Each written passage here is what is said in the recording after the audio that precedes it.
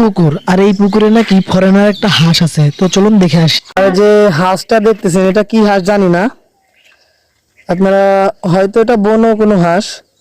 আরো হাঁস আছে ওই পাশে, ওই যে ওই পাশে আছে কিছু। হাঁসটা কিন্তু অনেক সুন্দর, অনেক সুন্দর। আর একটা শোনা যাচ্ছে আর একটা হাঁস মারা গেছে, আপনারা দেখতে পাচ্ছেন। তো হাঁসটা মানে ঘাড় পেরা।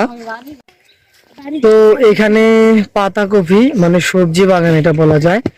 এখানে পাতাকপি লাগানো আছে, তারপরে রসুন লাগানো আছে, এমনকি 4-5টা খেজুর গাছ আছে যেখানে রস রস নিয়মিত তারা কালেক্ট করে।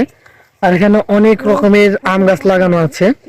তো এই পাশ দিয়ে পাতাকপি ফুলকপি লাগানো, আর এই পাশ দিয়ে রসুন, ওই পাশ দিয়ে পাতাকপি, এবং কি সামনে দিয়ে আরো 2টা পুকুর আছে শুনি, কিন্তু ওইদিকে আমরা যাব না, সন্ধ্যা হয়ে গেছে যেহেতু।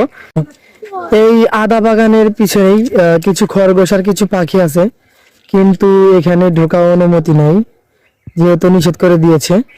আর চারিপাশ দিয়ে ঘিরে দেওয়া, তাই আসলে এইটুকু দেখাইতে পারলাম না। এখানে অনেক আদা লাগানো, বস্তায় বস্তায় আদা গাছ লাগানো। খরগোশ আমি জুম করে দেখাইতে পারবো, একটু হয়তো আপনি দেখতে পারবেন।